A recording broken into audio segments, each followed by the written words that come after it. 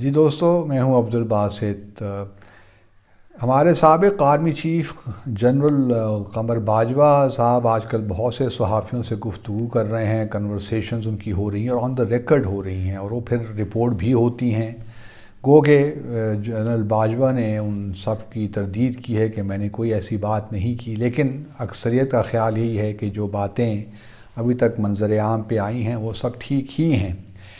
ایک جرنلسٹ سے بات کرتے ہوئے جنرل باجوہ نے کہا کہ جو ڈان لیگز کا اکتوبر 2016 کا معاملہ تھا وہ ایکچولی ایک سازش کے تحت ہوا، اور وہ سازش تھی جنرل راحیل شریف کی، جو ان کے پریڈیسیسر تھے جنرل باجوہ کے، اور وہ سازش اس لیے کی گئی تھی کہ جنرل راحیل شریف چاہتے تھے کہ ان کو ایکسٹینشن ملے، لیکن چونکہ وہ ایک پریشر بلڈ کرنا چاہتے تھے نواز شریف صاحب کی حکومت پہ، تو اب یہ بات جب منظر عام پہ آئی تو سابق وزیر اعظم نواز شریف نے بھی ان پہ تبصرہ کیا اس بات پہ، اور کہا کہ یہ تو بہت سیریس بات ہوئی ہے، اور یہ بالکل ظاہر کرتا ہے کہ کس طرح اسٹیبلشمنٹ نے ان کو ہٹانے کی کوشش کی سیاسی منظرنامے سے، اور اب فوج کو چاہیے کہ وہ اپنے اندر ہی جنرل راحیل شریف کا احتساب کریں۔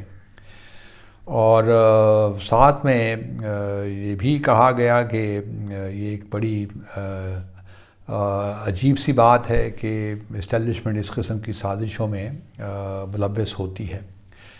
آپ کو یاد ہوگا دوستو کہ 3 اکتوبر 2016 کو نیشنل سیکیورٹی کمیٹی کی میٹنگ ہوئی، اس میں بہت سے ایشوز ہیں جو ڈسکس ہوئے، اور پھر وہ جو ہے ایشوز جو ہے 6 اکتوبر 2016 ہی کو ڈان کی ایک سٹوری آئی، جس میں باقاعدہ جو کچھ اس میٹنگ میں ہوا وہ پبلش ہو گیا۔ اس کے بعد کافی ٹینشن تھی حکومت کے درمیان اور اسٹیبلشمنٹ کے درمیان، اور پھر فائنلی یہ بھی ہم نے دیکھا کہ ایک کلیریفیکیشن ایشو ہوئی پرائم منسٹر آفس سے، لیکن وہ اس کو ریجیکٹ کر دیا publicly D G I S P R جو اس وقت تھے۔ اس کے بعد پھر بہت سے لوگوں نے استعفے بھی دیے، اور سینیٹر پرویز رشید تھے اس وقت، انہوں نے استعفیٰ دیا۔ اس طرح special assistant of the prime minister Tariq Fatemi صاحب تھے، انہوں نے بھی استعفیٰ دیا، اور پھر ایک ہمارے دوست انفارمیشن گروپ کے آفیسر بھی تھے، ان کو بھی ان کے عہدے سے ہٹایا گیا۔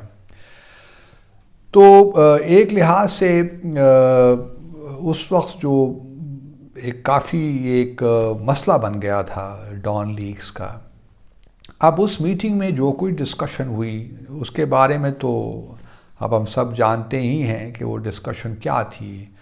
وہ ڈسکشن تو یہی تھی کہ جی ممبئی اٹیک ہو گیا، اس کا ٹرائل کو ایکسپیڈائٹ کرنا چاہیے، ہمارا جو انٹرنیشنل امیج ہے خراب ہو رہا ہے، کہیں سے ہمیں مدد نہیں مل رہی، پٹھان کوٹ کا واقعہ ہو گیا ہے، اس میں بھی ہم پہ بہت پریشر ہے انٹرنیشنل، اور پھر چائنا بھی اب بہت ہم سے ایک لحاظ سے مطمئن نہیں ہے کہ بہت سے مثال کے مولانا مسعود اظہر، جیش محمد وغیرہ کے جو ہیں ٹیکنیکل ہولڈ لگاتے تھے یو این میں 1267 کمیٹی میں، تو چائنا بھی کہتا ہے کب تک میں یہ کرتا رہوں گا۔ تو ایک لحاظ سے پاکستان میں بہت پریشرز ہیں چائنا کی جانب سے بھی اور مغربی دنیا کی جانب سے بھی، تو یہ ہمیں اب جو عسکری جماعتیں ہیں ان کو ختم کرنا پڑے گا۔ اور چلیے یہ باتیں تو اس سے کون انکار کر سکتا ہے ان چیزوں پہ۔ اصل معاملہ ڈان لیگز کا یہ نہیں تھا کہ وہاں کیا ڈسکس ہوا۔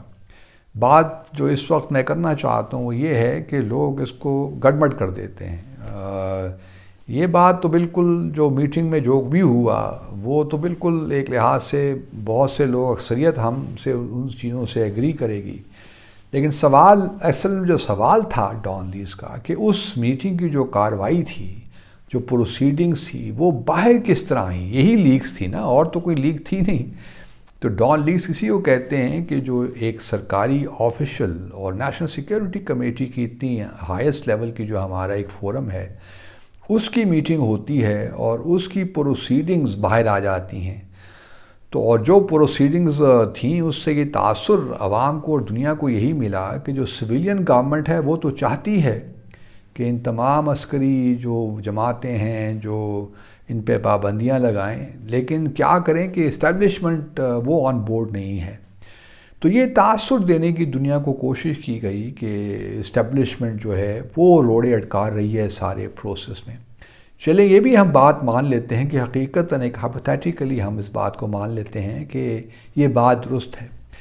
تو کیا یہ مناسب تھا کہ آپ یہ جو ہے اس اختلاف کو اگر کوئی ہے یا تھا سیاسی جو ہماری سویلین جو پرائم منسٹر تھے یا ان کی کیبنٹ تھی یا جو بھی لوگ تھے اور اسٹیبلشمنٹ ان کے درمیان اگر کوئی اختلاف تھا تو اس کو اس طرح باہر لیک کیا جاتا اور اپنے ہی جو ہمارا ادارہ ہے اس کو بدنام کرنے کی کوشش کی جاتی. اصل معاملہ تو یہ تھا کہ یہ ڈان جو پروسیڈنگز تھیں وہ کیوں منظر عام پہ آئیں، اور بالکل لگتا تو یہی تھا کہ کسی نے جو میٹنگ میں شامل تھا اور ڈان کی جو خبر تھی 6 اکتوبر 2016 کی، اس میں بالکل واضح تھا کہ اس شخص نے ہمیں بتایا جو شخص اس میٹنگ میں موجود تھا. اب معاملہ یہی تھا کہ وہ شخص کون تھا جس نے یہ بتایا. کچھ لوگ کہتے ہیں کہ طارق فاطمی صاحب تھے، کچھ لوگ کہتے ہیں سینٹر پرویز رشید صاحب تھے، اسی لیے دونوں کو ریزائن بھی کرنا پڑا. پھر دوسرے تو خیر پھر جو سرکاری ملازم ہوتا ہے وہ تو بیچارے اسکیپ کوڈ بن جاتے ہیں.